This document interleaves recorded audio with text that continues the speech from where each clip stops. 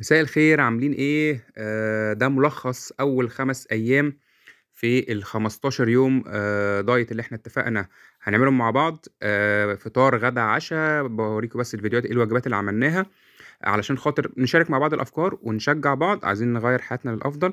طبعًا زي ما أنتم عارفين إن أول يوم خلاص نزل له فيديو لوحده، فأنا هابدأ من التاني للخامس. طبعًا إحنا اتفقنا هنعمل 15 يوم، الناس اللي مش عارفة 15 يوم diet متواصل من غير ولا يوم free، وهنشوف النتيجة في الآخر وخسينا قد إيه. هنبدأ باليوم التاني. اليوم التاني كان في الفطار بيض مسلوق، ممكن تبقى بيضة ونُص، بيضتين، ما فيش مشكلة خالص، البيض المسلوق كويس جدًا على الفطار.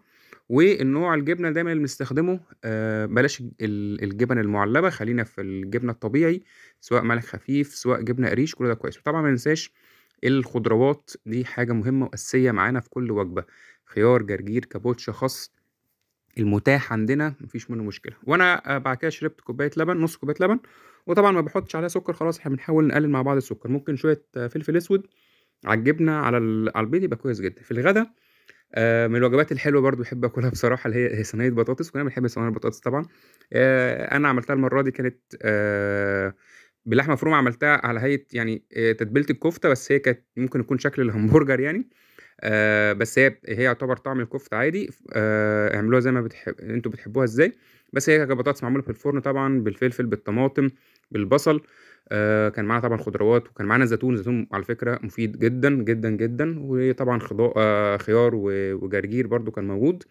وطبعًا كان snack ممكن ناخد في موز، في جوافة، الفاكهة اللي بنحبها برضه إيه، كsnack حاجة كويسة جدًا. في العشا كنت باكل زبادي ومعانا تفاحة. طيب نيجي بقى لليوم التالت، طبعًا قُلنا إيه، نغيّر بقى مش كل يوم بقى جبنة وبيض، فممكن نعمل شوية شوفان باللبن بالطريقة اللي أنتم بتحبوها، وبرضه كان جنبيها شوية فاكهة زي الموز، العنب.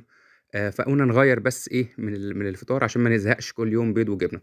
في الغدا بقى طبعًا القلاية من الحاجات الكويسة جدًا والصحية جدًا على فكرة، القلاية بتفيدنا كتير أوي، يعني موضوع الزيت ده بنقلله، فعملت صدور فراخ بالقلاية. لو حد عايز يعرف الطريقة ممكن يبعت لي، يكتب لي في comment وأنا إيه أجيب له الطريقة.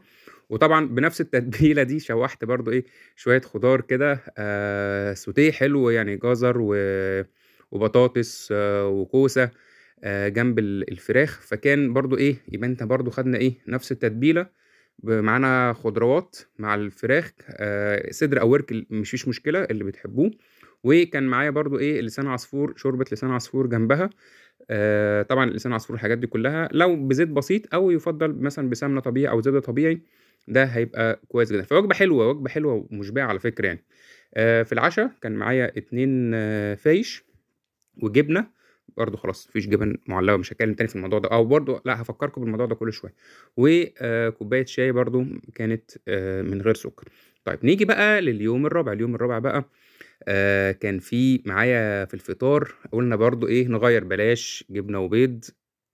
عملنا فول بقى، فول بالخضار. الفول الصبح برضه مصدر للبروتين حلو أوي زي البيض المسلوق، فهو مصدر بروتين كويس. وطبعًا معانا إيه، الفول ده عملته بالخضار، بالطماطم وبالفلفل، شوية زيت صغيّرين جدًا، ممكن نستخدم زيت زيتون، هيبقى حلو جدًا، ومعاه خضار وطماطم طبعًا. وخدت نُص رغيف عيش. في الغدا بقى بُصّوا عملت إيه، الكفتة في الفرن. برضه لو حد عايز طريقة، بس يعني أقصد الطريقة سهلة، اللي أنتم بتحبوها تعملوها عادي في البيت، ما فيش أي مشكلة، مش طريقة معيّنة يعني عشان خاطر الdiet، اللي أنتم بتحبوه. المهم بس الأكل بتاعنا يبقى من البيت، خلاص اعملوه بالطريقة اللي أنتم عايزينه، بس بطريقة صحية ويكون من البيت، بلاش أكل من برّه.